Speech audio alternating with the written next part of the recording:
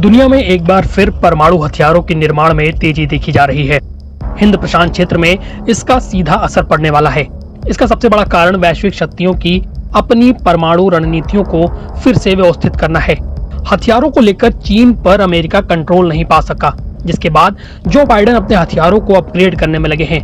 देखा दुनी में चीन भी लगातार अपने परमाणु हथियारों का विकास कर रहा है। इसके अलावा रूस, चीन और उत्तर कोरिया आपस में सहयोग कर रहे हैं, जिससे 3 मोर्चों पर परमाणु समस्या दुनिया में पैदा हो गई है। इस कारण अमेरिका को परमाणु हथियारों से जुड़े दिशा निर्देश अपडेट करने पड़े हैं। अभी तक ये साफ नहीं है कि इसका मतलब क्या है, लेकिन इससे अंततः अमेरिकी परमाणु हथियार शस्त्रागार की गुणवत्ता में सुधार हो सकता है, लेकिन इसकी मात्रा में नहीं। ये डेवलपमेंट क्षेत्र की सुरक्षा के लिए एक महत्वपूर्ण क्षण है, जिसका क्षेत्रीय स्थिरता पर दूरगामी प्रभाव पड़ेगा।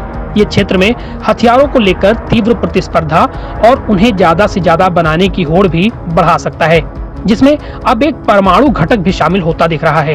भारत इंडो पैसिफिक में एक प्रमुख खिलाड़ी के रूप में इस परमाणु हथियार की दौड़ के बीच खुद को एक अनिश्चित स्थिति में पाता है।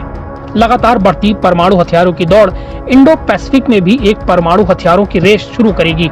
एक्सपर्ट सवाल करते हैं कि क्या क्षेत्र में बढ़ती प्रतिस्पर्धा के कारण भारत को अपनी परमाणु क्षमताओं या न्यूक्लियर डॉक्ट्रिन में बदलाव करने की जरूरत होगी। जवाहरलाल नेहरू विश्वविद्यालय में अंतर्राष्ट्रीय राजनीति के प्रोफेसर राजेश राजगोपालन ने द प्रिंट में एक लेख में कहा, भारत की परमाणु शक्ति में निश्चित रूप से सुधार की जरूरत है, लेकिन हमें केवल आकार की जगह अपने हथियारों की गुणवत्ता पर ध्यान देना चाहिए।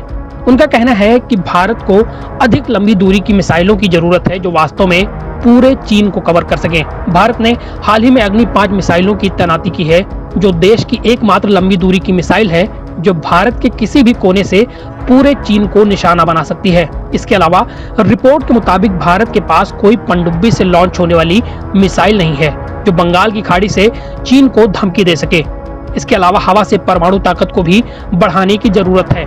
एक्सपर्ट्स का कहना है कि अगर भारत को चीन की बढ़ती परमाणु ताकतों का जवाब देना है तो इन क्षेत्रों पर काम करने की आवश्यकता पड़ेगी।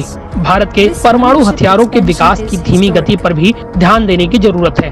प्रोफेसर राजेश राजगोपालन सुझाव देते हैं कि भारत को चीन से बराबरी करने या चीन की ताकत का कुछ अनुपात बनाए रखने के लिए अपने परमाणु हथियारों के विशाल विस्तार की जरूरत नहीं है और न ही अपने परमाणु सिद्धांत में बदलाव की जरूरत है।